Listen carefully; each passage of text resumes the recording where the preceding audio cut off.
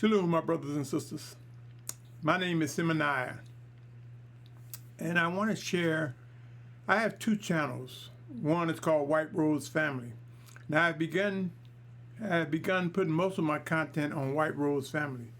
So occasionally I will put things on Symmanayah, and the difference between the two channels is Symmanayah is really geared towards pursuing the realities of what is necessary to grow and set apart maturity.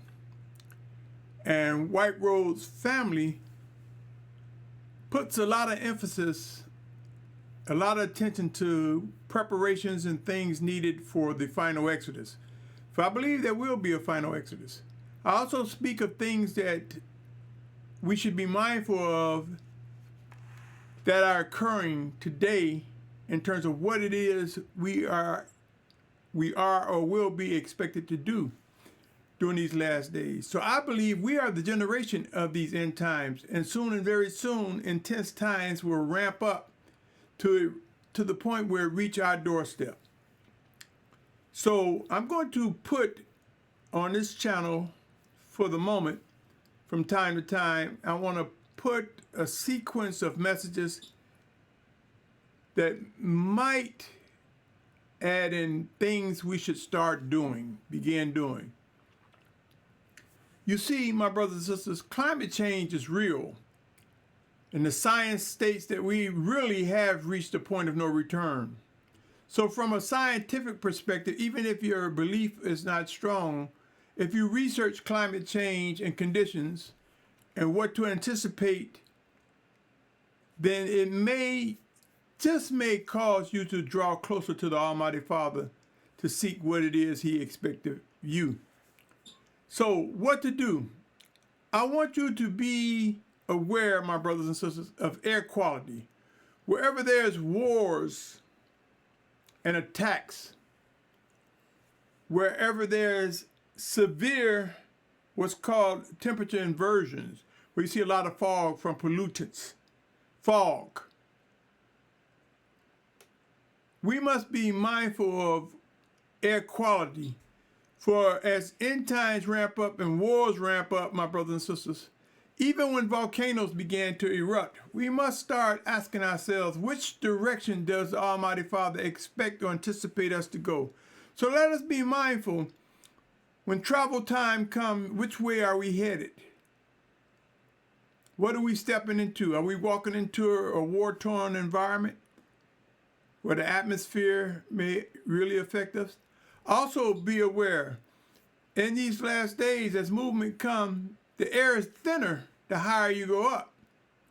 So some will begin to realize that in their fleeing, in their migration, in their transplanting themselves from current positions to somewhere else, that the air quality should be something of mine. In other words, let's say if you was in the West, for I believe much of the migration will begin first, as far as the Western Hemisphere is concerned, from the West Coast and move towards the East Coast, towards the Mid-Atlantic. So if you take the northern route to go from the West Coast to the East Coast, you will find yourself going through many mountains, and the air quality will be different and thin. If you take the southern route, it may be hot, maybe humid. So air quality should be something just to think about, my brothers and sisters. Pray about.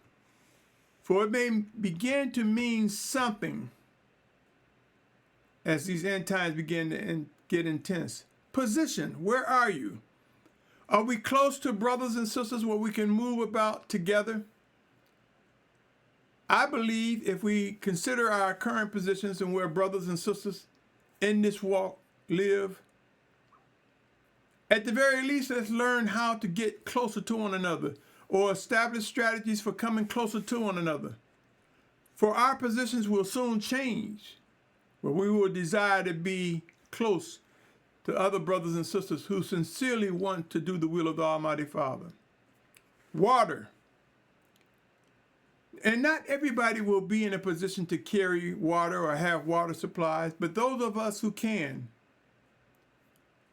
consider storing up some water. Consider maybe even bottles of water, because as you make this journey, you may need to share with those who don't have. And don't assume that because you have, you'll never be in that position because you're prepared. You never know where your position may be, where you may depend on someone else to give you water. My point is this, Yahuah. The Almighty Father will provide our needs. And for some, we are finding favor and are able to have extra water. So when time comes to move and change our positions, we'll carry water with us. And for some, we will not. Food. Begin looking at the food that you would take with you in a so-called bug-out bag, or if you was getting in your car, your truck, your SUV, your camper, your vehicle, and you was beginning to journey away. Home will no longer be home anymore because of the changes that are coming about or anticipated during these last days. So consider the foods that you have stored. Don't get a lot of salty snacks that make you thirsty to want to drink all your water.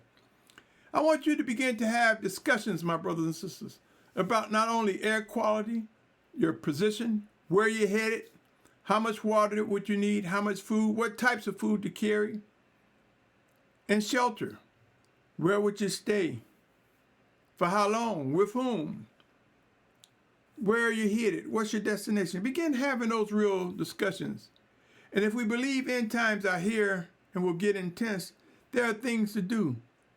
Things such as be mindful of your position, how to get from one position to the next, water, how much water you can carry, take with you, how much food, the type of food, where you going, how would you be sheltered from the elements? Would it be in your vehicle, in a vehicle? Would it be in a tent?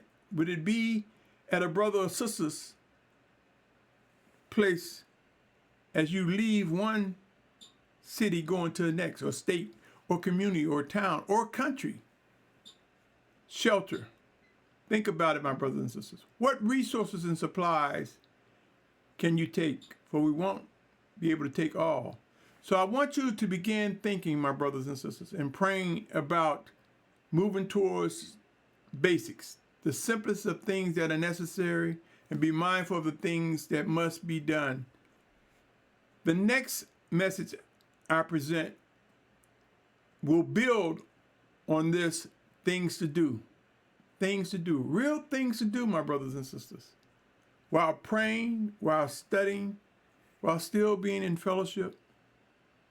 Do you know, even in our current position, some of us will leave our jobs, some sooner than others, for various reasons, my brothers and sisters.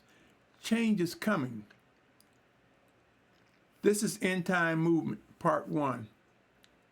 Pray about this message, my brothers and sisters. Let's talk. Let's speak. Reach out. Let us get to know one another. At the very least, let the set-apart children of Yahuah get to know other set-apart children of Yahuah of like mind that seek to do his will. And we will find out pretty soon how important that is. That's all I have for right now, my brothers and sisters. Again, my name is Symmanayah, and my prayer is that we grow in maturity, grow in learning and discerning the voice of the Almighty Father Yahuah, and we will see a difference made in the days ahead.